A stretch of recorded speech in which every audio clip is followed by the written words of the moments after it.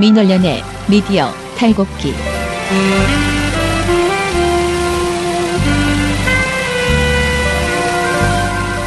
자, 민원연의 미디어 탈곡기 56화 시작하겠습니다. 박수조차 느린가. 저는 민원연의 김원경 사무처장이고요. 미디어 탈곡기의 이장입니다. 저는 민원련 배나은 활동가고요. 부녀회장입니다. 네, 청년회장 이봉 활동가입니다. 예, 우리 오늘 처음으로 라이브 하지 않고 있습니다. 페이스북 라이브 생중계를 하지 않기 때문에 저희가 자리 배치도 바꿔서요. 썰전처럼. 네, 썰전처럼 삼각형으로 삼각김밥 대용으로 앉았습니다. 네, 제가 김구라입니다. 우리 김 변호사님 어떻게 생각하세요? 왜 내가 갑자기 전원책 아니, 저는 전 변호사님이라고 하지 않았습니다. 전원책 자리에 앉게 된 거야. 자, 오늘 무슨 얘기할 거예요, 두 분은? 문준용 어제 관련 보도가 어떻게 나왔는지 그리고 과거에는 어떤 보도를 했는데 이번에는 어떻게 보도했는지 이런 거 비교를 좀 해드리겠습니다. 어제 신문 방송은 다 나왔거든요. 문준용 관련 보도들이 어떻게 됐는지. 네. 생각보다 뭐 그렇게 복잡한 내용이 아니기 때문에. 네. 자, 그럼 신문부터 합시다. 네. 네.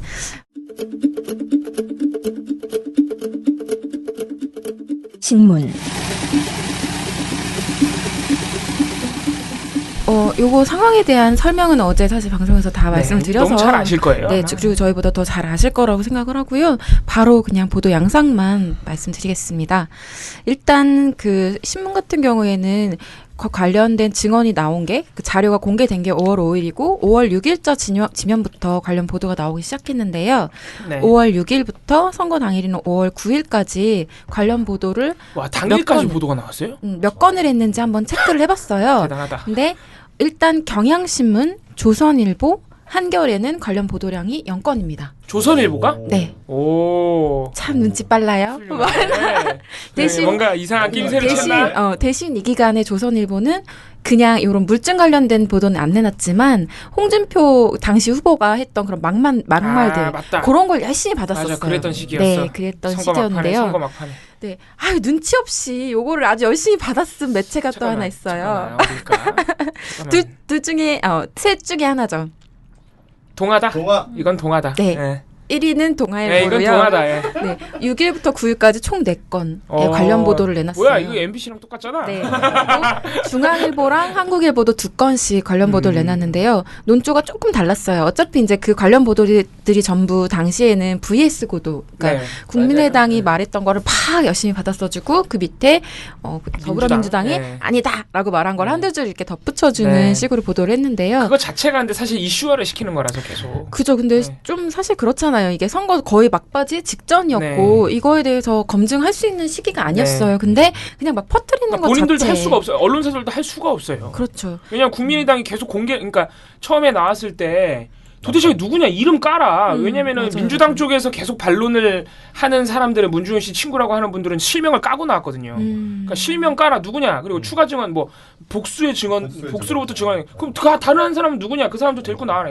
국민의당이 철저하게 입을 다물었기 때문에 언론사들이 뭐 어떻게 할 수가 없었죠. 그러게요. 근데 또 중앙일보랑 동아일보가 약간 달랐던 게 뭐가 있냐면 그러니까 5월 8일 날 동아일보가 사설을 하나 냈어요. 이거 관련해서 제목이 선거 과정 해소 안 된 문 아들 특혜 의혹. 이거예요. 야, 제목이 빼박이다 동아일보. 선거 전날 이런 동아일보- 사설을 내놓고 동아일보 빼박이다 진짜. 이게 국민의당의 그런 의혹을 제기한 거에 대해서는 문 당시 후보가 의심을 살 만한 충분한 이유가 있다라고 얘기를 해주고 네, 그다음에 그동안 문 후보 측이 국민이 납득할 해명을 하지 않은 것만은 분명하다 이렇게 말했어요. 근데 이 시기쯤이면 이미 해명할 거는 사실 거의 다 했다고 말씀드릴 수 당시 있거든요. 한국일보 팩트파인더가 상당히 그 해명들을 잘 정리해 놔가지고 네, 저희가 잘 참고했었거든요. 그러니까 다른 기사를 안 읽어보시는 그런 것도 있고 그러니까 문 후보 측에서 아예 QA처럼 맞아, 해서 Q&A 도 그것도 발표했고요. 냈잖아요. 근데 그거를 전 정말 안 읽어봤는지 이렇게 주장을 하면서 국민의당이 아니라 그런 어떤 의혹을 받은 당사자 측에 책임을 돌리는 발언들을 계속했습니다. 근데 중앙일보 같은 경우에는 6월 8일 날 똑같은 사설을 냈는데요. D-1 끝까지 꼼꼼하게 따져 투표하자라고 하면서 민주당은 의혹을 무조건 부인할 게 아니라 준용 씨에게 직접 해명하게 해서라도 유권자의 의문을 풀어줘야 한다라고 지적을 하고 그 다음에 그 뒤에 국민의당도 자체 공개한 음성 파일이 가짜라는 공방에 휘말린 만큼 그 진위 여부를 분명하게 밝혀 논란을 종식시켜야 할 것이다. 언제나처럼 양쪽을 다 비난하는 것이 좀 차이점이 있었습니다. 동아일보가 좀 솔직하네요. 자, 그러면 이제 이게 사실상 조작된 증거였다는 게 밝혀진 이후에 네. 보도량이 어떻게 되는지 말씀드릴게요. 일단 아까 말씀드린 것처럼 그 이전에 선거 기간에는 동아일보가 제일 많이 보도했죠. 네네. 자, 제일 적게 보도한 게 동아일보입니다, 이번엔. 오. 네. 안 해? 네. 아니, 한 건을요. 딱 한 부끄러워. 건을. 잘 보이는 데다 배치는 했나요? 그거를? 일단 그것도 아주 중요한데요. 안 했을 것 같은데. 일단 그 당시에는 단 한 건도 보도하지 않았던 경향신문이 요번엔 5건을 보도했어요. 그렇지. 네. 그리고 일면 머릿 기사로 관련 보도를 아, 이거는 했고요. 일면에 실을만 하죠. 네, 그렇죠. 일면에 실을 만한 이슈죠, 네. 사실. 그리고 조선일보도 당시 0건을 보도했지만 이 사안에 대해서는 3건을 또 보도를 했어요. 논란이. 다만 1년은 배치하지 않았어요. 네. 중앙일보 당시 2건, 요번엔 3건. 한겨레 당시 0건, 요번에 2건. 한국일보는 똑같이 그때나 지금이나 2건씩을 보도했는데요. 자, 동아일보 정말 한국일보 당시 예, 그죠? 당시 4건이었던 동아일보가 이번엔 한 건의 보도를 내놨고요. 이것도 일면에 배치한 게 아니라 그냥 정말 뒤에 있는 지면에 종합면이긴 하지만 거의 8면? 팔면 엄청 네. 뒤에 다 있구나. 그렇게 배치를 한 거예요. 그래서 이것도 약간 좀 웃기지만 더 웃긴 건 사실 동아일보랑 조선일보의 보도 실제 내용들이 좀 문제가 아니, 있습니다. 도대체 이거를 보도 내용을 다르게 할 게 뭐가 있지? 자, 요건 약간 퀴즈처럼 말씀을 드릴게요. 요번 조사 과정에서 이유미 씨가 본인 독자 판단이 아니라 위원장 지시에 따라서 자료를 만든 거라는 진술을 했잖아요. 네. 그래서 그 말이 나오니까 당연히 국민의당 꼬리 자르기 하네. 네. 그 얘기가 나왔잖아요. 네. 그리고 26일 날 이거 관련해서 더불어민주당 그 백혜령 대변인이 현안 브리핑하고 네. 국민의당 꼬리 자르기다. 이건 조작을 덮기 위해 한 것이다. 라는 어떤 의혹 제기를 했잖아요. 네. 국민의당은 이 사건이 당원이 독단적으로 한 것으로 발표했습니다. 그러나 이유미 당원은 지시에 의해 조작했으며 당이 보호해주지 않는다라고 억울함을 피력했습니다. 조작을 시인한 정당이 문준용 씨 취업과 관련 특검 주장을 운운하는 것은 어불성설이며 물타기 시도를 하는 것이라면 엄청난 국민적 저항에 부딪힐 것임을 명심해야 할 것입니다. 꼬리가 몸통을 흔드는 것이 아니라 몸통이 꼬리를 흔든다는 것은 주지의 사실입니다. 근데 일단 요거를 조선일보는 아예 받아쓰잖아요. 그러니까 백혜련 대변인의 발언을 유일하게 받아쓰지 않고 민주당의 입장을 조선일보가 지금 이상하게 보도한 거구나 그럼. 그리고 동아일보는 백혜련 대변인의 발언 중에서 이 꼬리 자르기 요런 발언들을 다 싹 빼버리고 뭐지? 그냥 이번 사안이 굉장히 파장이 심각해질 수 있다라는 뭐 민주주의를 유린한 사안이다. 요것만 딱 빼서 보도를 해요. 둘 다 이상하잖아 그럼. 그래서 이 두 매체가 딱 이런 식으로 하고 나머지 매체는 전부 이걸 받아서 써주고 이거는 명백하게 아니면 직접적으로 이거는 꼬리 자르기 같다라고 네. 직접적으로 신문사가 의혹을 제기를 하는 네. 거죠. 자, 또 하나 좀 특이점이 있는데요. 안철수 책임론 관련한 보도도 없어요. 아예 모든 신문사가 보도 아니, 그러니까 동아일보랑 조선일보 보도 안에 안철수 책임론이란 단어들이 안 나와요. 예를 들어서 동아일보 같은 경우에는 보도 구절에서 안철수 전 대표가 언급한 내용이 안철수 국민의당 대표는 대선 유세를 하면서 준용 씨 취업 특혜 의혹을 겨냥해 권력을 이용해서 자식에게 취업 특혜를 주는 상속자들의 나라를 끝장내겠다고 했다라고 당시 대선 유세 당시의 발언만을 싹 전달을 해주고 직접적으로 책임을 일단 안 물어주고요. 네. 조선일보 같은 경우에 사설도 냈거든요. 이거 관련해서. 근데도 그런 내용에 대한 어떤 말이 없이 안철수 후보? 그냥 안철수 후보에 대한 뭐 그런 책임을 묻는 듯한 말이 한마디도 없이 그냥 이렇게만 말해요. 국민의당도 진상규명을 위해 모든 협력을 다해야 한다. 또 하나 이번엔 조중동이 다 보도를 하지 않은 사안이 하나 있어요. 이거와 관련해서? 네, 요번 사안과 관련해서 이유미 씨가 주장한 거 이유미 씨 씨가 문자? 카이스트 대학 그 재학 당시에 안철수 전 대표와 사제 관계였다는 것을 그래요? 조중동만 보도를 안 해요. 대박. 그런 은밀한 얘기는 하면 왜냐하면 엮일 수 있잖아요. 그러니까. 얼마나 그거는 위험해요. 의혹이니까 뭔가 아니 그러니까 공식적으로 선거 캠프에 들어가서 뭐 한 것까지는 말을 해줄 수 있어도 사제 관계였다는 건 말 안 해줘요. 여기까지입니다. 감사합니다. 땡큐. 여러모로 참 구질구질하네요. 이걸 저도 참 쓰면서 네. 참 구질구질하다. 방송보다 훨씬 구질구질하네요. 그죠? 네. 구질구질하죠. 뭐 방송은 뭐 저렇게 뭐 일단 그 신문에서는 신문 보도라는 게 차이가 저렇게 날 수밖에 없는 게 내용이 많아요. 신문이 기본적으로 방송 보도보다. 방송 보도는 단건으로 다들 처리해 버리면 보도 내용에서 그렇게 큰 차이가 없습니다. 그래서 이번에도 그랬는데 방송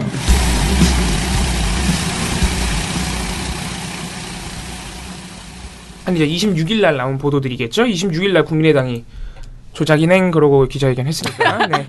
오늘 좀 약간 성의가 없는 것 같은데 제 기분 탓인가요? 그래서 그래서 이거 제가 국민의당 대국민사가 나온 김에 당시 녹취를 어떻게 하다 보니까 듣게 되잖아요. 네. 듣게 됐는데 사람이 참 간사한 게 이걸 조작이라는 걸 알고 들으니까 조작하다. 되게 막 배우 쓴 것 같아. 그래요? 아예 말투가 뭔가 되게 딱딱하고 아무튼 그런 느낌이 들더라고요. 이력서만 내면 된다고 얘기했던 걸로 뭐 아빠가 얘기를 해서 어디에 이력서만 내면 된다고 얘기를 했던 것 같은데. 네. 되게 말투가 딱딱하고 뭔가 얘 조작일 수 있겠구나 이런 생각이 들더라고요. 아무튼 갑자기 개인적인 제 소회를 얘기했네요. 아무튼 네. 그래서 26일 날 이제 보도들을 다들 합니다. 7개 방송사가. 그래서 대부분 그냥 거의 다들 한 건씩 했어요. 한 건씩 단건 처리했어요. 26일 날. 한 건 이상 보도한 데가 있나요? 한 건 이상 보도한 데가 딱 한 곳. JTBC. 아. JTBC가 단독 보도를 했습니다. 이날. 이유미 씨의 문자. 당원들한테 JTBC가 단독 보도한 건 당원들한테 그래. 다른 자기 동료 당원이겠죠? 당원한테 억울함을 호소하는 문자. 네. 당에서 기획해서 지시해놓고 나를 보호해주지 않는다. 이런 문자입니다. 네. 이유미 씨는 지시로 한 일이다 이렇게 주장 중인 것으로 알려졌습니다. 상황에 따라선 파장이 커질 수도 있습니다. 박병현 기자입니다. 국민의당이 증거를 조작했다고 지목한 이유미 씨가 당원들에게 보낸 메시지입니다. 모 위원장이 지시에 따라 허위 자료를 만든 일로 검찰 조사를 받게 됐다며 당이 보호해주지 않는다고 억울함을 주장합니다. 아무튼 JTBC만 그걸 추가했고 다른 방송사들은 다 단순 전달이에요. 국민의당이 이런 기자회견을 했고 대국민 사과를 했다. 왜냐하면 당일이니까.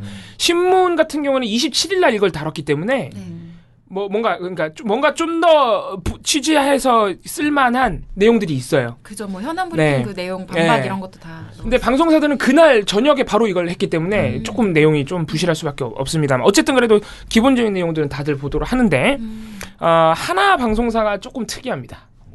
TV조선이 그러니까 다들 이거를 굉장히 뉴스 앞부분에 막 3-4번째 막 늦어봐야 MBN이 제일 늦었는데 8번째 그러니까 뉴스 전반부에 다들 배치를 해서 한 건의 보도로 따로 이렇게 조명을 하는 거죠. 국민의당 대국민 사과를. 근데 TV조선이 무려 27번째 뉴스. 27번째면요. 뉴스 거의 끝나기 직전이에요. 날씨 나오기 직전이에요. 진짜 마지못해서 너무. 예, 마지막 뉴스. 그리고 이걸 단건으로 따로 한 건의 보도로 처리하지도 않았어요.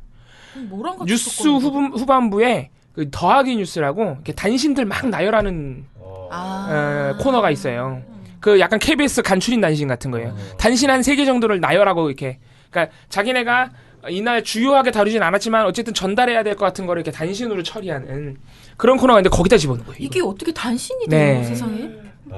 이게 그 3개의 단신을 나열하는데 두 번째로 들어가는데 그게 더 웃겨요. 첫 번째는 뭐냐면 민주노총이 사회적 총파업을 하는데 문재인 정부 이용섭 일자리위원회 부위원장이 한 1년 정도는 정부를 좀 기다려줘야 되지 않느냐 이렇게 말을 했다. 이렇게 또 노동계와 문재인 정부를 살짝 갈라치게 해준 다음에 이걸 첫 번째 단신으로 처리하고 두 번째로 요 얘기를 합니다. 뭐 내용에 별 문제가 있는 건 아니에요. 문제가 있는 건 아니고. 이미 네, 어쨌든 뭐 기자회견 내용 얘기해주고 뭐 이런저런 민주당의 뭐 반발이라든가 민주당은 철저하게 조사해야 된다고 했다. 이런 거 간단하게 해주고 넘어갑니다. 어쨌든 간에 다른 방송사들에 비하면 거의 뭐랄까요. 조명을 안 해준 거죠. 네. 이렇게 가치 판단 능력이 없어서야 네. 어떻게 뉴스를 만들 수 있겠습니까? 네. 그러니까 TV조선 이게 뉴스의 특징이 뭐냐면은 이건 신문도 마찬가지인데 신문도 굉장히 같은 종합면이라도 엄청나게 뒤에 배치해버리면 사람들 신문을 읽는 우리 사람들의 저도 마찬가지인데 특성이 뭐냐면 한 4면까지 재밌는 거 막 읽다가요. 그냥 사설로 넘어가요. 힘들거든. 뒤에 있는 거 재미가 없거든. 그게.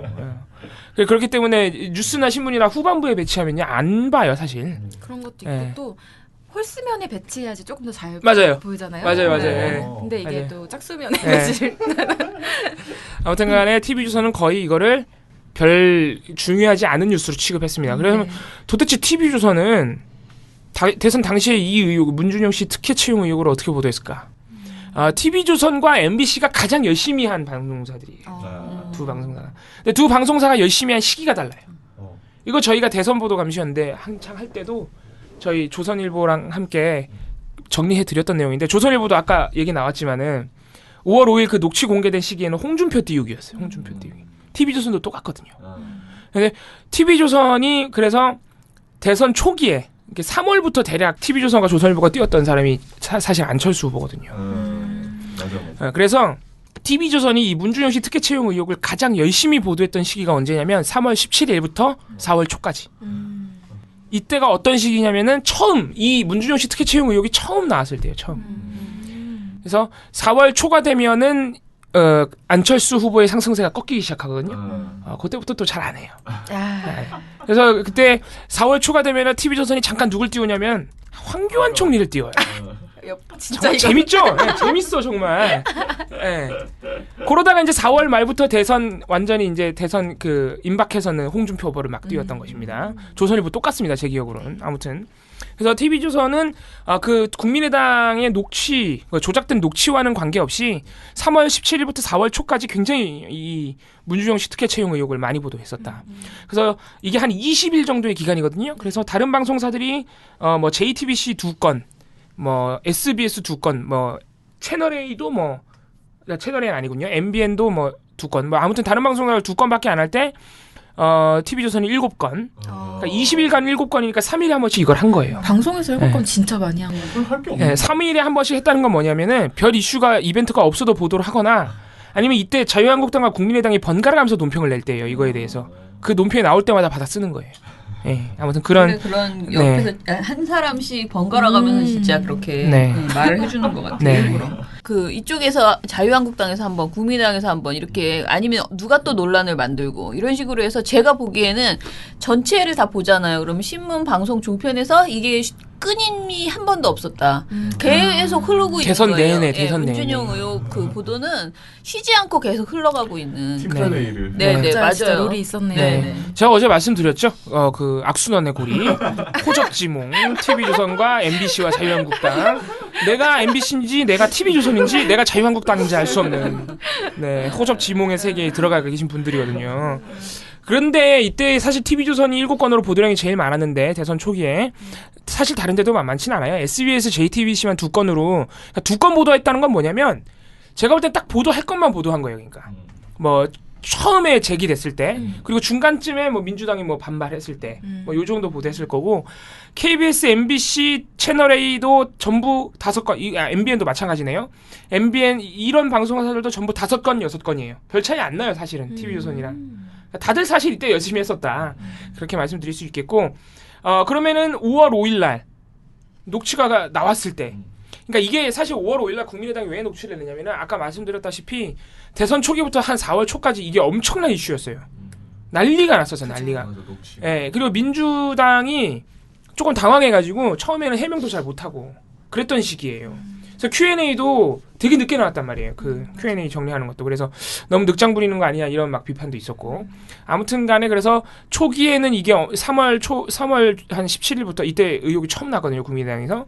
4월 초까지 이게 엄청난 이슈였고 그때 이제 살짝 죽어요. 4월 중순으로 넘어가면 이슈가. 왜냐면 그때 막 이제 4월 중순 넘어가면 안철수 후보 의혹이 막 나왔어요. 막. 김미경 교수 특혜. 네. 맞다. 맞불을 이제 다른 이슈들이 막 터진 거야. 막. 그리고 홍준표 후보 막 이상한 말하고 막. 그래요. 맞아요. 기억나요. 그래서 이제 국민의당이 사실 5월 5일 날 대선이 임박해서 하나의 카드를 꺼내든 것이었죠. 그게 그 녹취가. 그래서 5월 5일 날 그 녹취가 나왔을 당시에는 누가 제일 열심히 보도했느냐? 요때는 MBC입니다. 네. MBC가 5월 5일부터 5월 8일까지 단 하루도 빼놓지 않고 이걸 맨날 보도했어요. 한 건씩. 그래서 4일간 4건. 다른 방송사들 한 건씩 했습니다. KBS 한 건, SBS 한 건, JTBC 2건, TV조선 2건, 채널A는 한 건도 없어요. 아예. 녹취록을 보도를 안 해. 네, 이건 동아일보랑 좀 다르죠. 네. 좀 다르네요. 네. 그리고 뭐 MBN도 2건. 아무튼 다른 방송사들 한두 건밖에 안 할 때 MBC만 4건을 한 겁니다. 그럼 2건을 한 뭐 JTBC, TV조선 이런 방송사들은 왜 2건이냐? 처음에 녹취 공개됐을 때 5월 5일 날 한 건. 그리고 5월 7일 날 민주당이 고발을 해요. 고발했다고 한 건. 네. 그러니까 보도할 것만 하고 끝내는 거예요. MBC는 그렇게 보도할 이벤트가 없는 5월 6일과 8일도 그냥 하는 거예요. 특히 5월 8일은 정말 아무도 보도 안 했어요. 5월 8일은 모든 방송사가 이걸 보도 안 했어요. 선거 전날. 네, 선거 바로 전날이니까. 그리고 별다른 이슈가 없었고 이거와 관련해서 계속 똑같은 공방만 주고받았어요. 민주당이랑 국민의당이. 그죠. 민주당은 까라. 국민의당은 안 깐다. 문준용이나 까라. 네, 이렇게 계속 똑같은 공방을 주고받고 있었기 그때부터 때문에 사실 되게 이상한 거죠. 그 네. 증거에 대해서 출처에 대한 신빙성을 계속 네. 의심받고 있는데 네. 그걸 그냥 안 깔 이유는 네. 사실 없는데. 네. 그럼 뭐 근데 그때 당시에 사실 국민의당의 입장은 굉장히 강경했기 때문에 뭐 있나 진짜? 막 이런 의심이 들 정도로 막 이용주 의원 같은 경우에는 CBS 인터뷰 나와서 신원도 그러니까 언젠가 공개가 돼도 문제가 없는 상황이다. 가짜 아니다. 이 말씀하시는 거예요? 당연하죠. 그리고 저희들이 한 명으로부터 받은 게 아니고 복수의 사람으로서부터 확인한 내용이기 때문에 그런 사실 자체 문준용이 아버지인 문재인 후보가 고용정보원에 원서를 지원서를 내라 했다는 말이 있었다는 부분에 대해서는 여러 차례 확인이 된 사실입니다. 복수의 증언이다. 이거는 복수의 증언. 확신하고 있다만. 어떻게 알아? 그거를. 아 진짜 그 사람들 다 어쩔? 네. 이용주 의원은 어제 아마 의원직을 걸었죠 지금? 당이 개입한 것으로 드러나면 의원직 내려놓겠다고 하셨어요. 왜 그런 조건을? 그냥 당이 개입 안 했다고 하고 끝내려나 보죠. 그러니까. 꼬리 자르기. 네, 아무튼 뭐 화이팅입니다. 네. 아무튼 그래서 MBC에 상당히 열심히 보도했는데 특히 제일 웃긴 게 5월 8일 날 선거 직전에 나온 보도인데 이 보도가 아주 MBC가 마음 먹은 보도예요. 그래서 MBC가 그러니까 본인 MBC 자체적으로 굉장히 뭐 수위가 센 의혹 제기나 비판을 한 건 아니고 자유한국당과 국민의당의 공세를 되게 열심히 받아 써주는데 그게 너무 다 자극적이야. 안희정 지사 아들을 선거에서 양아들로 삼고 있는 국민의당은 문재인 후보 아들 준용 씨가 떳떳하다면 직접 나서서 해명하라며 지난 대선 때는 아버지를 도왔던 준용 씨가 왜 이번엔 끝까지 숨어 있느냐고 따졌습니다. 안희정 지사의 아들을 선거에 양아들 삼고 있는 아버지를 보면서 준용 씨는 지금 어디서 무슨 생각을 하고 있습니까? 문재인 후보가 아버지인데 준용 씨는 도대체 어디서 무슨 생각을 하고 있습니까? 라고 말하는 국민의당의 공세 받아 써져 이렇게 화면으로 보여주는 거고요. 이건 진짜 사람이 나쁘다. 네, 이건 국민의당이 정말 나쁜 거죠. 허위사실 유포로 고발당한 이용주 의원은 문 후보가 직접 특혜 채용에 관여했다는 정황이 복수의 증인들로부터 확인됐다고 거듭 주장했습니다. 그리고 또 자유한국당의 입장도 받아 써주는데 여기가 문제예요. 그러니까 이거 정준길 대변인일 텐데 아마 제 기억에 준용 씨의 채용 당시 이력서 사진을 활용해서 자유한국당은 준용 씨의 채용 당시 이력서 사진을 활용해 지명수배 포스터까지 만들어 대선 이후에라도 반드시 진실을 규명하겠다고 밝혔습니다. 대선 때까지 버텨 승리하면 진위 논쟁을 끝낼 수 있는 것으로 착각하고 있는 듯합니다. 국민 지명수배를 선언합니다. 라는 자유한국당. 이게 이제 우리가 아까도 잠깐 얘기했던 지명수배, 문준용 지명수배. 이때 자유한국당이 사실 이거는 굉장히 심각한 행태입니다. 공당으로서 해서는 안 될. 이거를 MBC가 아무런 문제 의식 없이 받아줬는데 자유한국당이 이때 실제로 제보 전화번호까지 만들었어요. 그리고 문준용 씨 사진을 대문짝만하게 박아가지고 자기네 제보 전화번호까지 해서 일종의 웹저버 같은 걸 만들어서 문준용 공개 수배를 실제로 때렸어요. 대단한 당이죠. 이거는 근데 엄연히 따지면 명예훼손 플러스 인권 침해입니다. 네. 그 자유한국당 다운 짓이야. 네. 아니 범죄 사실이 확인이 안 됐는데 무슨 공개 수배로 해요. 그 공당이. 그것도 실명이 거론돼 있는 경쟁 후보의 아들을. 아주 잘못된 행태인데 MBC가 이런 것까지 다 받아 써줬고 다른 방송사들은 아예 보도를 안 했었습니다. 그래서 뭐 정리를 하자면은 사실 MBC나 TV조선이나 그 문준용 씨 관련 그 증언 녹취가 조작됐다는 걸 굉장히 좀 태연하게 보도를 한 거거든요. 26일 날. 앞으로도 어떻게 보도하는지 봐야겠는데 사실 MBC, TV조선 정도 되면요. 사실 채널 동아일보처럼 좀 부끄러워해야 돼. 동아일보 부끄러워하는 건지는 알 수 없습니다. 숨기려고 하는 거겠지. 숨기려고 하는 거겠지. 의도는 우리가 숨기려고 하는 거겠지. 아무튼 그래서 정말 태연하게 보도하고 있지만 사실 거의 대다수의 언론 매체는 이 조작 사건에 있어서 다들 책임이 있어요. 사실은. 그럼요. 거의 뭐 빼놓지 않고 다들 열심히 보도했어요. 이 의혹은. 그렇기 때문에 얼마나 이 선거 국면에서 묻지마 의혹 공세를 취하는 언론사들의 행태가 정말 비극적인 결과를 나올 수 있다는 것을 이번 사건에 의해서 우리가 정말 절실하게 깨닫게 됐고 사실 언론사들 입장에서도 좀 반성을 해야 돼요. 그게 그러니까 우리가 몇 번 우리 이 방송에서 지적을 했지만은 진짜 무슨 어떤 사명감을 진실을 캐야겠다는 사명감, 검증을 해야겠다는 사명감을 가지고 보도하는 게 아니라 단독 경쟁이에요. 사실 선거 국면 되면은 한 건 해야 된다. 한 건 터트려야 된다. 그리고 청문회 국면 되면 한 놈은 떨어뜨려야 된다. 이런 어떤 경쟁에 의한 보도들이 너무 많이 나오거든요. 그래서 이런 부분에 있어서 상당히 반성이 필요해 보입니다. 이거는 뭐 진보 보수 언론을 망라하고 좀 반성이 필요한 부분이라고 생각이 됩니다. 그러니까 사실 확인 자체를 안 하고 그냥 말해준 것만 다 받았어요. 네, 받아쓰면서 막 자기네가 뭐 새롭게 취재한 것처럼 덧붙이고 그런 거죠, 사실. 그거는 근데 그냥 페북 팔로우에도 알 수 있는데. 웬만한 거. 셀럽들 팔로우하면 다 알 수 있는데. 언론들이 이명박근혜 아바타입니까? 실망입니다. 4차 산업혁명은 이미 우리 곁에 와 있습니다. 민원연은 4차 산업시대를 맞아 언론의 미래만 보고 가겠습니다. 우리나라의 기울어진 언론 지형을 바로잡을 단체 누굽니까? 민원연의 미디어 달곡기. I see skies of blue.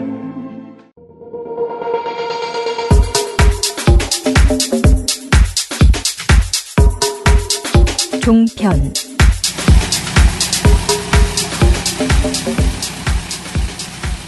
제가 요즘 이 종편을 모니터를 하면서 김근식 그 교수님 있잖아요. 네. 한테 좀 유감이 굉장히 많아요. 네. 그 너무 많이 지적을 되고 있거든요. 네. 근데 이번 페이스북 페이스북에. 재밌습니다. 근데 이때 당시 굉장히 강하게 이야기를 하셨네요. 일단은 당시에 이게 이제 지금 생각해 보면 제가 이게 금요일 날 처음에 나왔거든요. 근데 제가 금요일 날 그 녹음하러 갔는데 그날도 이제 마지막 날이니까 총 정리를 그 선거 보도를 총 정리하는 그런 이제 내용으로 했는데 오늘 이런 게 나왔다. 이 국민의당이 이런 거를 지금 터뜨렸다. 근데 이거를 얘기를 해야 되는 거냐. 이제 그래서 내가 안 하겠다. 이쯤 되는 시기에는 그런 내용에 대해서 그러니까 밝힐 수 없는 상황. 이제는 더 이상 이 공방으로, 그러니까 이 뭐라 그러지, 진실 규명이 안 되는 이런 시기에 이런 걸 터뜨리는 것 자체가 부적절하다. 네. 그 시기가 상당히 시기 때문에 또 비판을 받았어요. 그래서 국민의당이. 이건 안 다뤄야 되고 보도도 하지 않는 게 최고 좋다. 그래서 아예 안 다뤘었거든요. 근데 아무튼간에 이때 당시에 이거를 가지고 이제 사실은 굉장히 장사를 국민의당과 자유한국당이 공격성 그런 장사를 굉장히 많이 한 거죠. 자, 그 시사 토크쇼에서는 기본적으로 국민의당 관계자들이 직접 나와서 떠든 그 내용이 굉장히 많네요. 근데 이거 선거 국면에서 자꾸 그 당 사람들이 나오는 게. 그러니까요.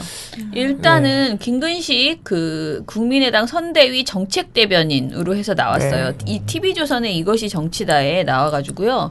그 문준용 씨가 미국으로 유학 갔던 그 파슨스 디자인 스쿨에 2년 동안 같이 다녔던 동료 학생의 증언인데요.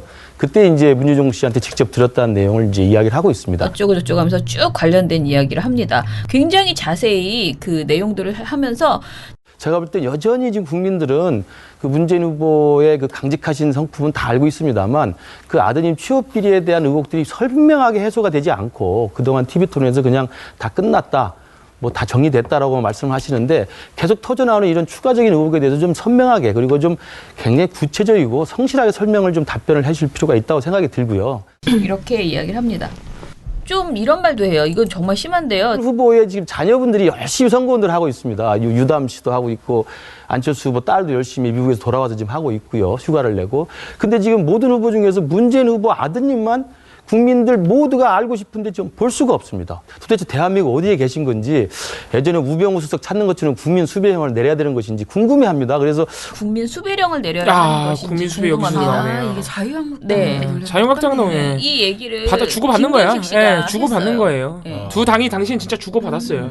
이런 얘기를 했고요. 그다음에 김철근 국민의당 선대위 대변인도 방송에 나와서 MBN 뉴스와이드에 나와서 이야기를 하는데요. 취업 준비생을 올라오라 해서 프리어그를 했는데 이 프리어그 얘기들을 막 해요. 주절주절 하다가 맨 마지막에 문준용 씨 이야기를 하면서 2012년도에는 문준용 씨가 활동을 했어요. 대선 때. 활동을 했는데 이번 대통령 선거에는 다른 딸 아들들은 나와서 아빠를 돕는다고 하고 있는데 문준용 씨는 뭐 때문에 못 나오는 건지 그리고 남의 아들인 안희정 지사 아들을 데리고 선거운동을 하고 있던데 왜 아들이 안 나옵니까? 내일까지밖에 시간이 없는데 문준용 씨 직접 나와서 본인에 관련된 해명하세요. 라고 지금 다 국민들이 궁금해하고 있지 않습니까? 조기 대선이 시작되자마자 3월 17일 날 의혹을 터뜨렸는데 어떻게 나옵니까 문준용 씨가? 이렇게 얘기했고요. 그러면서 그 다른 패널이 그거는 논란이고 사실로 단정하기 어렵다라고 반박을 하니까 이 사람이 김철근 씨가 뭐라고 하냐면 자, 논란이 있는데 아버지가 시켜서 이력서를 썼더니 됐다라는 증언이 나왔고요. 그다음에 들어가자마자 상급기관인 노동부에 파견 명령이 났어요. 파견 명령이 났는데 사실은 그 노동부 그 문준용 씨를 관리하던 그 노동부의 상급자는 노동부에 파견된 적이 없다고 또 얘기를 하고. 그러니까 계속 이 의혹들을 계속 이야기를 합니다.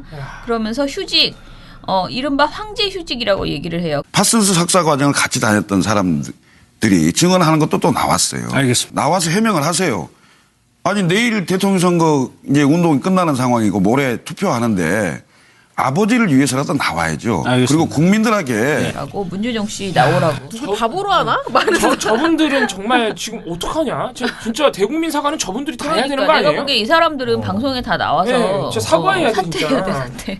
당직을 그리고 국회의원을 아니 너무 심하잖아. 말도 너무 세게 하고 물론 김근식 교수는 국회의원이 아니지만 이분들은 다 지금 국회 대변인 그러니까 국민의당 선대위 대변인이었으니까 당 전체에서 저런 얘기를 했던. 네네. 진짜 나와서 해야 돼. 그 다음에 이런 얘기도 했어요. 그 강현재 씨라고 이것도 국민의당 선대위 TV 토론단 부단장이에요. 이분은 뭐라고 하냐면 최순실의 딸 정유라가 안 된다면 문재인 후보의 아들 문준용 씨도 안 되는 겁니다. 기득권을 깰 수 있는 것은 기득권에 빚진 것 없고 지금도 기득권에 빌붙어 있지 않은 후보만이 할 수 있는 겁니다. 그 후런 후보 안철수 후보이고요. 이러면서 이제 쫙 자기 광고를 합니다. 이분이 그때 트위터로 이분 막말하셨던 아주 장난 아니야. 입이 걸어요. 네. 입은 아니죠. 손가락이 걸다 그래야 되나? 아무튼간에. 내가 걸다. 그다음에 좀 전에 그거는 MBN 뉴스와이드에 나와서 한 거고요. 또 MBN 아침엔 매일경제에 장진영 국민의당 선대위 대변인이 있거든요. 이분도 말을 했는데 이 문준용 취업 이날 5월 8일 날 했는데요. 저희는 문준용 씨의 동료 2명입니다. 한 사람은 남자, 한 사람은 여자의 증언을 저희가 갖고 있습니다. 지금 갖고 있고. 예, 받아 있는데 그분이 자기 음성을 공개해도 좋다. 이렇게 동의를 받고 공개를 한 거예요. 그런데 자식이 부모 선거를 돕는 건 너무나 당연하다. 이게 유담 씨의 얘기 아닙니까? 왜 문준용 씨가 숨어서 이렇게 있는지 이게 이해가 안 된다라는 그 청년들이 너무나 많습니다. 이게 유담 씨 얘기 아닙니까? 계속 그 얘기구나. 문준용 나와라. 네, 진짜. 라고 이야기를 합니다. 문준용 씨를 저렇게 바라는 이유가 뭐냐면요. 그 문준용 씨가 나와서 이거를 정말 해명을 했다면은 그 그림 자체가 이미지가 제가 있어서 예, 그러니까 그게 내용은 상관없게 그리고 돼요. 무조건 미안하다고 논란을 예. 만들어서 죄송하다 이 말을 안 할 수가 없잖아. 네. 난 아니야 이 말만 할 수 없거든요. 그러니까, 왜냐면 이 기본적으로는 유감이다, 뭐 논란이어서 이런 말을 안 할 수가 그러니까 그 없는데. 내용은 상관없이 선거 막판에 문준용 씨가 탁 나와서 그렇게 사과를 하고 해명을 하는 순간 그 그림 자체가 민주당한테 엄청나게 불리한 사실 그림이죠. 왜냐하면 스포트라이트 막 쏟아지죠. 문준용 씨는 잘못한 거 없는데 죄인처럼 뭔가 그 스포트라이트 막 쏟아지고 사람들 질문 세례 받으면 사람이 위축이 되면서 거기다 그 완전 자연인이잖아요. 그분은.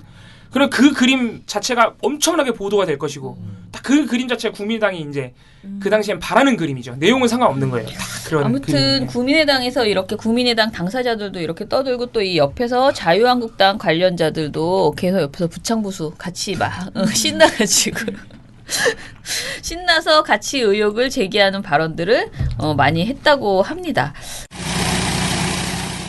이유미 씨가 체포되기 직전에 사과. 네. 그러니까요. 이번 문제는 진짜 너무 속보이는 그런 행태죠. 아무튼 사과 안 하고 체포했어 봐요. 그럼 큰일 나지. 다 그러니까 국민의당이 뭔가 늦게 상황을 인지했고 이유미 씨와 관련해서 그래서 정말 급하게 일단 급한 불부터 꺼보자. 당은 피하고 보자 이런 마음으로 기자회견을 한 것 아니냐. 예. 그래서 꼬리 자르기 이런 말도 나오는 거죠. 그러니까 사과하고 그날 저녁에 바로 체포됐잖아요. 네.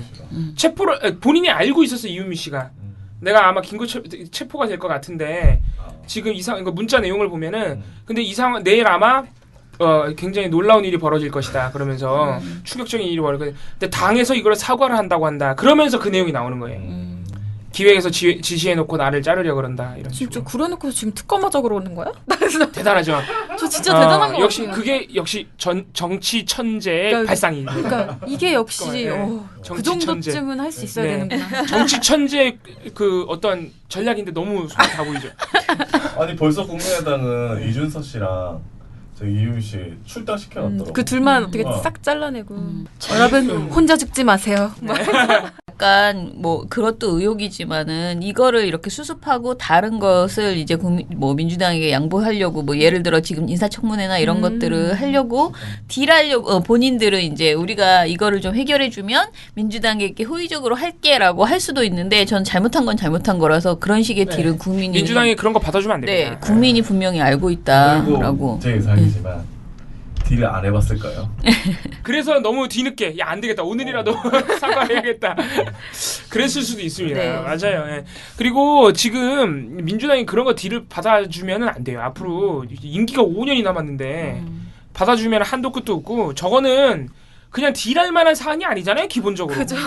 딜을 하고 자식할 게 아니야. 이거는 뭐 거의 역사상 최악의 선거 공작이잖아요, 지금. 근데 진짜 이번 선거가 워낙 그렇게 좀 네거티브전이 너무 심하다 보니 이제 여기까지 온 거잖아요. 그리고 사실은 만약에 어제도 제가 무슨 누구랑 얘기하면서 만약에 안철수 후보가 당선이 됐다 하더라도 이 사건 때문에 사실은 대통령이 무효가 되는 그런 사태가 벌어질 수 있어. 그러니까 대통령이 됐다 하더라도 이게 나중에 밝혀졌다. 물론 그렇죠. 선거 공작이 밝혀지면. 선거 공작이. 그러니까 그 정도로 굉장히 큰 사건이고 사실 많은 사람들이 심지어 우리 이사조차도 문준용 의혹 때문에 문재인 대통령은 떨어졌다라는 그런 생각하신 분이 있었어요. 너무나 아니 진짜 그런 사람이 많았어요. 이거는 폭탄이다. 이건 왜냐하면 자꾸 정유라랑 비교를 해보니까 선거 근데 끝났다. 이게 안 되니까 5월 5일까지도 계속 이게 확정이 안 되니까 여론이 최악으로 가니까 이제 그 안철수 후보가 자기가 지지율이 안 올라가니까 엄청 떨어졌죠. 완전히 사실은 이성을 상실하고 이런 행동을 뭐 본인이 그러니까 안 했다 하더라도 아무튼 국민당 층에서 이걸 한 거잖아요. 그러니까 이런 점을 봤을 때 우리 언론도 그렇고 그 사회도 그렇고 네거티브 전에 대해서 좀 정말 이번 일을 계기로 해서 생각을 해봐야 돼요. 이 보도 이런 보도들을 못하게 하는 제도도 저는 만들어야 좀 더 가다듬어야 되고 그다음에 사실 국민들도 이런 식의 내용만 가지고 자꾸 대통령 선거를 하려고 그러니까 선거에 접하는 거 있잖아요. 이런 행태가 이런 장깨에 빠질 수도 있구나. 만약에 이게 그때 먹혔다면은 큰일 날 얘기죠. 완전히 우리가 대통령 선거를 거짓 그 정보를 가지고 할 수도 있는 그런 상황이 된 거였잖아요. 근데 이번 선거 결과를 보면 어쨌든 국민들은 이제 이 정도 잔재주에는 넘어가지 않는다. 근데 그렇진 않은 게 문재인 후보 아들 그 의혹에 대해서 그때 당시에 이게 한 거는 사실은 문재인 후보 측에서 대응을 잘해서가 아니고 국민의 믿고 싶은 마음, 문재인 후보가 당선됐으면 하는 그 간절함이 너무나 컸기 때문에 이번에는 반드시 적폐를 청산하고 새 정권은 민주정부를 수립해야 되는데 이제 그런 측면에서 봤을 때 적임자가 문재인 후보라는 생각이 너무 간절했던 거예요. 그러니까 안 믿고 싶은 거야. 그러니까 뭐 대응을 잘해서가 아니었거든요, 사실은. 그리고 언론 보도가 공평해서도 아니었어요. 언론 보도는 완전히 정말 우리가 지금 말한 것처럼 너무 나빴는데 그걸 안 믿는 거지 국민들이. 왜냐하면 너무 나쁜 그 이전의 정권에서 지쳐 있었기 때문에. 그래서 사실 이게 국민들과 제도가 뭔가 다 이것이 해결됐다라고 저는 보지 않고요. 그래서 특수한 상황에서. 네네 매우 특수한 상황이었다고 그렇죠. 보고 네. 이번 일을 계기로 언론 보도가 네거티브전에 대해서 어떻게 선거 보도가 임해야 되는지 이런 부분을 좀 자성할 필요가 있고 사실 국민들도 그동안 너무 우리가 그런 네거티브에만 촉을 가지고 계속 선거를 하지 않았나 이 점은 좀 다시 생각해봐야 돼요. 특히 언론이 네거티브에 있어서는 네. 정당들과 더불어서 언론이 많이 반성을 해야죠. 네, 네. 그리고 그래도 어찌됐든 간에 이번 사건에 있어서 국민의당은 반성을 넘어서 존립 자체를 좀 고민해봐야 됩니다. 정말로. 예. 진지하게 네, 다른 직업? 다른 직업을? 엄청나게 큰 사고로 치고 이건 보통 일이 아니거든요, 정말. 그러니까 사실은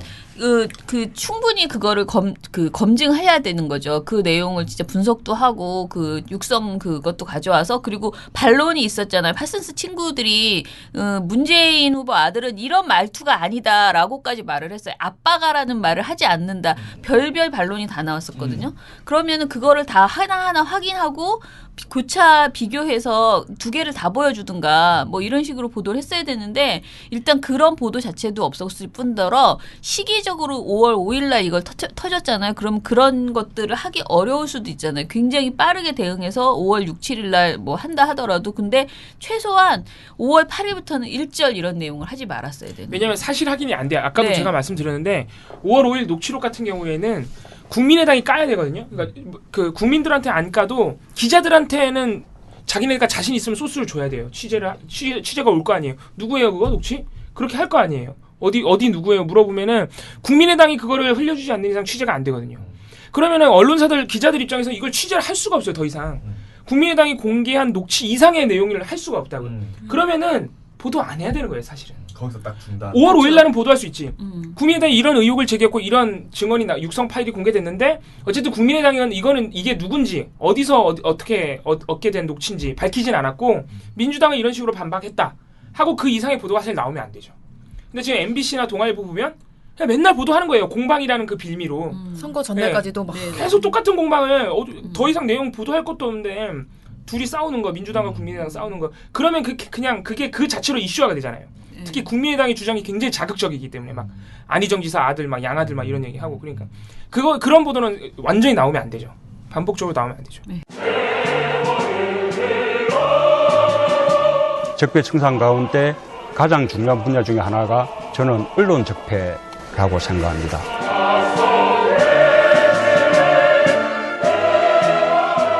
민원연에 대한 압도적 지지가 대한민국의 새 시작을 여는 힘입니다.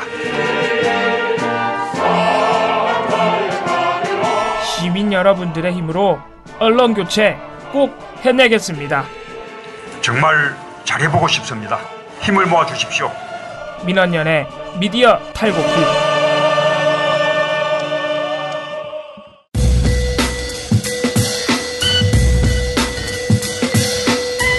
제보. 제가 지금 계속 매주 한 번의 보고서로 묶어가지고 시민들의 제보를 하려고 하잖아요. 그래서 어제 제가 막 이름도 공모했잖아요. 아직 이름은 정해지지 않았고. 제보 탈출 넘버원 어떻습니까? 또. 세상에 나쁜 제보는 없다. 그러면 종편 제보 중에서 그 시민 제보 중에서 딱 재밌는 거 2개만. 제가 지금 계속 조금씩 푼다 그랬잖아요. 이거 한꺼번에 다 하기엔 너무 많고요.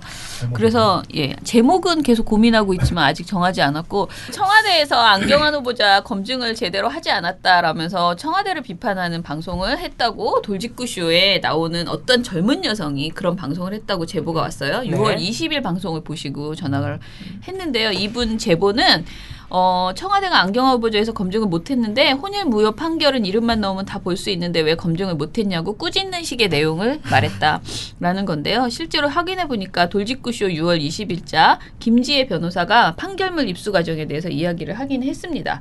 근데 이제 이 김지혜 변호사가 이 판결문이 안경환에 대한 판결문이라는 것이 국민 누구나 다 알 수 있고 접근 권한이 허용된 그런 정보이기 때문에 이 유출에 관해서 주광덕 의원이 한 해명은 적절해 보인다라고 이야기를 해요. 그러면서 청와대 그 민정수석실에 약간 법조 인력 부족한 것이 아닌가 이런 생각이 좀 들고. 아, 그래요? 예. 왜냐면 이제 저런 뭐 재적 등본을 확인한다든지 그런 것 굉장히 기본적인 사항에 속하는데 아무래도 조국 수석이 뭐 유명한 법학자이지만 실제로 소송 업무를 담당해 보거나 어떤 수사 업무를 담당해 본 적은 없기 때문에 이제 그런 점에 대해서는 이제 뭔가 조국 수석에 대해서 이제 문제 제기를 하는 이런 발언이 뭐 있었어요. 잘 모르는 막 그런 사람이죠. 네네. 자, 그런데 이제 우리가 어제 이거 가지고 제가 막 나은 씨한테도 물어보고 토론했잖아요. 근데 이 발언이 진짜 우리 제보자 말처럼 굉장히 문제가 되는 발언인 것이냐. 저는 아니라고 생각합니다. 라는 것에 토론했나요? 대해서 저 기억이 안 나는데. 왜냐면 제가 뭐라고 물어봤냐면은 조국 그러니까 민정수석이 꼭 이거를 다 봐야 되는 것이냐. 인사검증을 주도적으로 해야 되는 것이냐. 라고 물어봤는데 일단 청와대에서는 20일에 지금까지 인사는 비서실장 책임으로 진행되었다고 밝혔어요. 그러니까 청와대에서는 특정 수석실의 책임이 없다라고 하고 지금 이 최근에 첫 내각이기 때문에 비서실장 책임으로 지금 진행하고 있다라고 했어요. 그런데 굳이 여기에서 이제 조국 수석에 대해서 조국 수석이 실제로 그 유명한 법학자긴 하지만 실제로 변호사 활동을 하지 않았기 때문에 이런 것을 몰랐던 것 같다라고 김지혜 변호사가 말한 것에 대해서는 좀 과하게 추측성 그런 카더라죠. 자기 뇌피셜이죠. 비하 발언 같아. 네, 약간 무시하는 것 같아요. 그렇죠. 추측성 발언이 아닌가 그런 점을 그래서 저희는 이거를 막 강하게 비판하진 못하지만은 이런 식의 추측을 정확한 그 관계 근거 없이 이런 식의 추측을 하는 것은 신중해야 되지 않는가라는 이야기를 하는 것으로 정리를 했고요. 그 다음에 그 강경화 외교부 장관이 업무 수행 능력이 떨어진다라고 말을 했다. 또 이것도 돌직구쇼에서 전 청와대 대면인으로 추정되는 사람이 출연해서 이런 말을 했다라는 제보였습니다. 요즘 돌직구쇼 제보가 방송이 끝나자마자 항상 들어오고 있기 때문에 근데 이것도 확인을 해본 결과 6월 21일 돌직구쇼에서 중앙일보 전 논설위원인 이상일 전 국회의원이 게스트로 출연해서 이야기를 하는데요. 미국은 지금 타이밍에서 압박을 엄청 가하자고 하는데 문재인 대통령은 좀 더 대화로 풀어보자는 이런 결이 다른 이야기가 나오고 있는데 미국이 지금 바보가 아니다라고 했고 기분 나쁘다는 표시를 어떻게 하고 있냐면 우리 강경화 외교부 장관 임명이 됐지 않습니까? 그분이 이렇게 말씀하셨어요. 장관이 되면 가장 먼저 미국에 가겠다. 근데 지금 미국과 일정이 안 잡히고 있어요. 아, 그래요? 렉스 틸러슨 미 국무장관과 지금 통화도 어제 시점까지 못했습니다. 이렇게 얘기를 해요. 그러니까 여기까지는 우리가 말할 수도 있을 수도 있다라고 생각을 했는데 김지 씨가 그거는 미국 국무부가 나름대로 메시지를 한국에 보내고 있는 거예요. 아직 통화도 안 됐습니다. 마치 강경화 보이콧으로도 또 오해될 수 있는. 이렇게 또 정리를 해줬습니다. 그랬더니 정말 꼭 끼는 이 정리. 그랬더니 이상희 씨가 그거는 좀 더 지켜봐야 되지만 미 국무부는 좀 불쾌하다는 사인을 여러 신호를 보내고 있는 것 아닌가 싶습니다라고 말을 했어요. 자, 그래서 우리가 이것도 논의를 했었거든요. 근데 일단은 실제로 강경화 장관이 못 만났던 거는 그때 요 시점까지 전화도 못했고. 전화를 못했고 미국에 가겠다고 했는데 가지 않고 있는 것도 사실이니 미국은 지금도 못 갔죠? 네. 그것은 사실이니 이것까지는 그럴 수 있다 치는데 이를 강경화 보이콧이라는 표현까지 사용해서 정리한 김진 앵커의 말은 이것도 다분히 굉장히 감정적인 이 정부를 깎아내리려고 하는 그 비아냥거림에 가까웠다. 그래서 뭐 제보하신 분의 불쾌감은 충분히 인정된다 정도의 그런 말이라고 할 수 있겠습니다. 네. 또 하나는 뉴스특급에서 6월 21일 날 채널A 뉴스특급에서 이수희 변호사가 문재인 대통령이 보훈 가족과 식사한 것을 두고 장기 집권을 위한 선거운동 같다는 발언을 했다는 거예요. 무슨 소리야 이건. 그래서 이거는 좀 더 내피셜이 좀 더 발전해서 이제는 근데 여기서 이제 확인을 해보니 채널A 뉴스특급에서 문재인 대통령이 시계를 만든다는 이야기를 했습니다. 진행자 김종석 앵커가 이렇게 말해요. 청와대에서 좀 보니까 문재인 시계를 만든다, 문 대통령 시계를 만든다고 이런 것도 일종의 정치력 중에 하나입니까? 그랬더니 이수희 변호사가 이거 근데 그게 전달 예정이 보훈가족 등에게 이제 처음으로 전달될 예정이라고 하는데요. 저는 이게 어쩌면 진보 진영에서의 장기 집권 플랜에 따른 그 로드맵의 하나가 아닌가 하는 그런 좀 생각이 듭니다. 근데 진짜 이렇게까지 아무렇게나 말을. 그럼 내가 받은 그 시계 정세균 거기 장관 거기 갔다가 받은 그 시계도 우리는 장기 집권. 아니 역대 대통령도 시계 다 만들었어요. 황교안은 대통령이 파면됐는데도 지껏 만들었는데 무슨. 그러면서 뭐라고 하냐면 이번 정권에 대해서 이제 안보 불신을 갖고 있으니까 그런 거를 불식시키기 위한 어떤 그 제스처일 수도 있지만 한편으로는 보훈 과정이라고 그러면은 되게 이분들이 이제 우리는 보수 진영 쪽의 그 유권자층으로 보잖아요. 근데 정통 보수 유권자층을 상대로 해서 이런 뭐라 그럴까 끌어안기의 모습을 그러니까 왜 하필이면 그 시계를 만들어서 보수 진영이라고 생각할 수 있는 안보, 그러니까 보훈 가족에게 주느냐라고 이제 보수가 해서 아니라 보훈 가족이니까 준 거죠. 그래서 보훈 가족들 초대해서 청와대에서 대통령 부부가 직접 먼저 나와서 맞이하고 뭐 이런 모습들이 소통의 모습도 있지만 저는 좀 그 선거운동 같은 정치적인 무슨 선거운동 그런 행동이라고 그럴까요? 현직 대통령이 무슨 선거운동을 해? 장기 집권을 위해서 아니 단임제인데 무슨 이 사람 누구라고요? 이수희 변호사가 아니 단임제잖아요. 우리는 대통령 한 번 더 할 수가 없다고. 이렇게 해서 재판에 이기겠어요? 그런 그 뭐 행동이라 그럴까요? 뭐 좀 그 홍보라 그럴까요? 그런 면도 저는 분명히 좀 들어 있는 것 같습니다. 뭐 여하튼 어쨌거나 뭐 나쁜 일은 아닌데 좀 장기 집권 플랜의 하나가 아닌가? 예, 저는 좀 삐딱하게 보게 됩니다. 했습니다. 대단하다 진짜. 야 대답하기도 싫어. 네. 근데 종편의 행태가 보면 지금 그러니까 우리가 야, 이 정도는 얘네가 이렇게 하는 거 참 뭐라 하기 힘들다 이런 부분들 보면은 사실은 예를 들어서 강경화 장관 뭐 미국과 전화했네 안 했네 이런 게 엄청 쪼잔한 거예요 사실은. 그러니까 거의 트집 잡기야 트집 잡기. 통화를 안 했냐 했어요 결국 한 3일 뒤에 했잖아요. 해가지고 틸러슨 국무장관은 심지어 사드 관련해서 민주적 절차 한국의 민주적 절차에 대해서 존중한다. 화기애애하게 통화도 했단 말이에요. 그럼 좀 기다리면 되지. 그거를 하루 이틀 안 했다고 강경화 보이콧 같은 소리 하고 있네. 아유. 사실 이거는 뭐 저 정도 비판이 정당하다 이런 게 아니라 급이 안 돼서 우리가 비판을 안 해주는 거예요. 급이 안 돼서. 쪼잔해. 근데 이런 거를 다 지금 제보를 주신 분들은 굉장히 화가 나서 제보를 화가 하시는데 나죠. 이거를 다 보고서 쓰면요. 보고서가 하루에 한 20개는 나와야 돼요. 그냥 종편 하루 종일 써야 돼요. 그만둬야겠다. 그러니까 지금 보도나 신문에서 문제점으로 지적되는 수준의 것을 다 종편에서 다 하려고 작정하잖아요.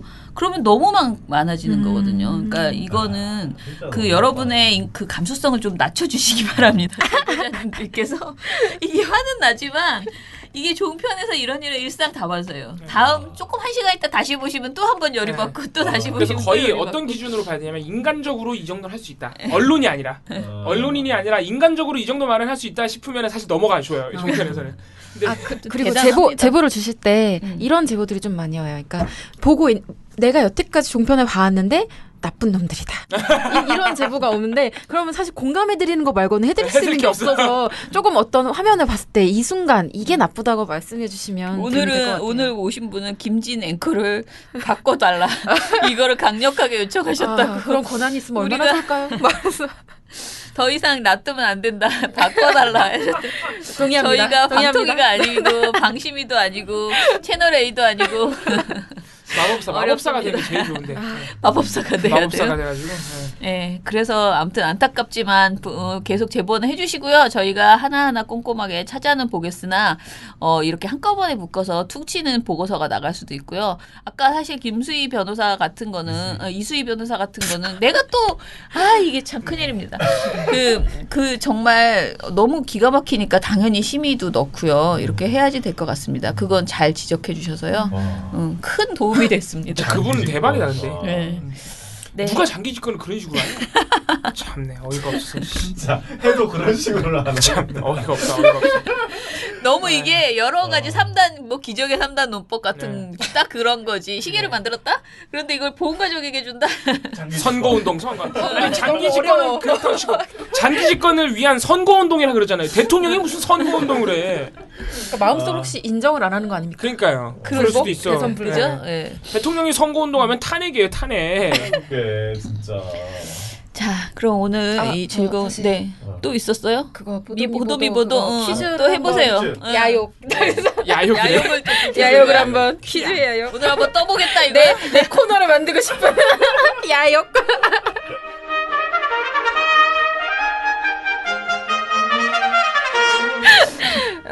딱 4개밖에 없어서 짧게 해드리겠습니다. 자, 첫 번째 문제. 26일 날 뭐가 있었냐? 박근혜 공판이 또 있었습니다. 이게 굉장히 계속 여러 번 이어지고 있는데요. 요번에는 좀 화제가 됐어요. 네. 뭘로 화제가 됐냐면 그 삼성 전직 최고 임원들이 출석을 했는데 3명이 다 증언을 거부했어요. 증언 거부. 그래서 증인 신문 자체가 완전히 또 이제 무산이. 그래서 재판이 되게 일찍 끝났어요. 맞아요. 근데 이게 벌써 2번째인데 또 이런 짓을 반복하고 있는데 요거 이제 보도가 딱 한 군데서 안 나왔어요. 어딜까요? 그 상황 재판 자체를 보도를 안 했다고요? 네. 한 군데가 보도를 안 했다고? 원래 삼성이니까 중앙일보? 자, 중앙. 그렇게 여러 번 생각할 필요 없어. 아니 그냥 아무거나 말해요. 아니야. 하기 힘들어. 수능 뭐냐? 아니야. 조선. 중앙 조선. 동아일보였습니다. 아이 뭐야 이게? 아니 처장님은 보고서를 검토하셨는데 아니 내가 그 보도 미보도 표를 보지 않습니다. 내용만 봅니다. 아니 제목이 동아만 미보도 이렇게 써놨는데 네, 놀랍게도 동아만 미보도 했고요. 이유는 알 수 없습니다만 나머지 5개 매체는 중앙일보를 포함해서 다 제목에 삼성 전 임원들이 증언을 거부했다라는 것을 부각을 해줬습니다. 네, 두 번째, 그 26일에 또 다른 일이 있었는데요. 그 서울 신라호텔에서 중앙일보가 이제 개최한 그 행사인데 미국 싱크탱크 전략국제문제연구소 공동 주최로 열린 포럼이 하나 있었어요. 근데 여기 오찬에 강경화 외교부 장관이 참석을 한 거죠. 근데 여기서 어떤 발언을 했느냐면 사드 부지에 대한 환경 영향 평가는 국내 절차에 따른 것으로 사드 결정에 번복이나 처리를 의미하지 않고 또 민주적 절차적 타당성을 확보하면서 사드 배치에 대한 대중의 지지를 강화하고 미래 한미동맹을 강화하게 될 것이다 라고 발언했습니다. 근데 요거 관련해서 이제 일각에서는 그러면 지금 문재인 정부는 환경영향평가 명분으로 내세우고 사실은 사드 배치하려고 마음 다 먹고 있는 거네? 요런 얘기들이 막 나오고 있는 거죠. 근데 요거 관련해서 3개의 매체가 일단 보도 자체를 아예 안 했어요. 강경화 장관의 발언을? 네, 이게 사드 환경 영향 평가 관련이니까 사실 이거는 어떻게 보면 조중동이 되게 좋아하는 거죠. 사드를 문재인 정부는 마음에 이미 배치하기로 결심했어 라는 메시지처럼 보이기 때문에 근데 요거 관련해서 일단 보도가 안 나온 곳이 3군데가 있습니다. 조중동? 네. 한경한? 뭐지 이게? 극단적인데. 뭐라고? 그걸 왜 한경환이 왜 보도를 안 했을까? 일단 답은 아직 안 나왔는데요. 치기 어려운데? 네. 일단 중앙일보 행사잖아요. 중앙일보는 했겠다. 이 멍청아. 중앙일보가 이걸 안 하겠냐? 누구지? 조동한? 네. 조동한? 계속 한경한? 한경한. 왜 그래? 조동한이 맞습니다. 예. 좀 이상하죠. 그러니까 조동은 자기네들이 좋아할 말을 문재인 대통령이 하잖아요. 그럼 보도 안 해요. 맞아요. 뭔가 보수층에게 어필할 것 같은 사드를 배치를 할 것 같다라는 문재인이 뉘앙스를 인기가 많아지면 안 되거든요. 그런 거 절대 보도 안 합니다. 절대 보도 안 해요. 네, 절대 보도 안 하고요. 한국일보도 보도를 안 했는데 그것까지는 잘 모르겠습니다. 한국일보는 그냥 뭐 보도할 가치가 없다고 생각할 수도 있어요. 그럴 수도 있죠, 사실. 근데 이제 경향 한결의 보도 좀 다른데요. 경향은 일단 아까 말한 것처럼 그런 논란이 일어날 수 있다는 걸 덧붙였고요. 한결에는 그걸 전하면서 동시에 어떻게 또 얘기를 덧붙이냐면 요거는 어떤 외교적인 수사일 수 있다. 그러니까 꼭 그렇게 이 문재인 정부가 사드 배치를 하려고 마음먹어서 이런 말을 한 게 아니라 미국에게 어떤 메시지를 여러 형태로 전달하는 방식에서 이런 형태의 메시지도 있는 것이니까 나올 수 있는 말이다라는 식의 어떤 주장도 함께 보도를 해주었습니다. 자, 26일 또 다른 일이 있었습니다. 자사고 폐지 방침 규탄 시위. 네. 학부모 2,000여 명이 모여서 굉장히 막 자석으로 폐지하면 어떻게 되냐, 저 있을 수 없는 일이다라는 항의 시위를 했어요. 근데 요거를 일단 보도하지 않은 매체가 두 군데가 있고요. 그 매체는 그냥 말씀을 드릴게요. 중앙일보랑 한겨레. 한겨레예요. 중앙일보는 평소에 많이 하니까 막 그리고 뭐 시위를 보도하기 싫었을 수도 있죠. 네, 그렇습니다. 네. 경향신문이랑 한국일보, 조선, 동아는 보도를 했는데요. 자, 보도 논조에서 좀 다른 것이 있어요. 논조에 다를 수 있는데 요거는 팀을 한번 좀 나눠 보시죠. 보도 논조가 둘씩 같거든요. 경향한국. 에이, 이건 너무. 아, 그래, 내가 문제 너무 그지같이 냈다. 그냥 이건 말할래요. 네. 네. 일단 시위에 나선 학부모들 주장하고 그럼에도 불구하고 자사고 폐지 여론이 훨씬 높다. 국민적으로 높다라는 그 여론조사 결과를 경향이랑 한국일보는 보도를 같이 해줘요. 네네. 근데 동아일보랑 조선일보는 그냥 시위에 나선 학부모 목소리만 전달해요. 그렇죠. 네, 그런 뻔한. 차이점. 이건 약간 뻔하다. 네. 미안하다. 뻔한.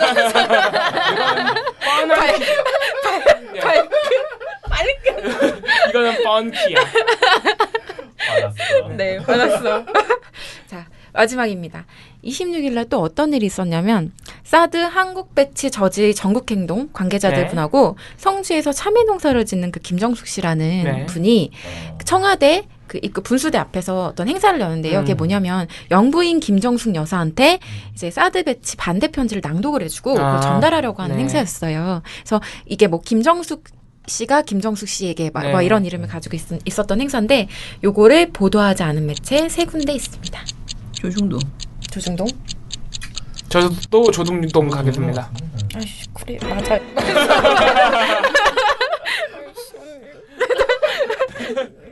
아, 그 김정순 여사가 직접 받으러 나오셨어요. 그래서?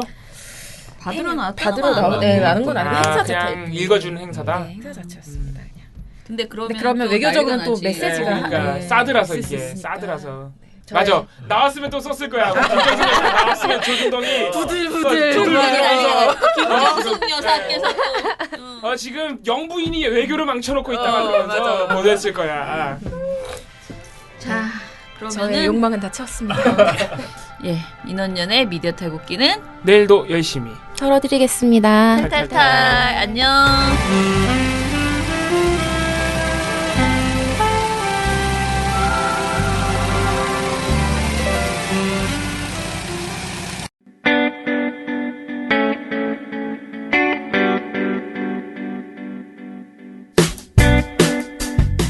안녕하세요. 민원연의 이봉우 활동가입니다.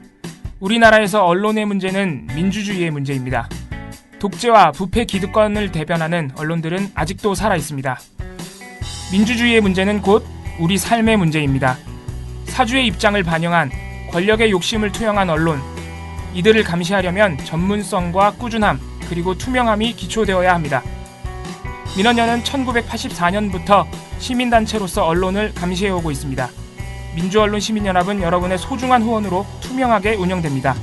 민원연 후원으로 언론을 감시하고 견제하는 활동에 힘을 보태주세요.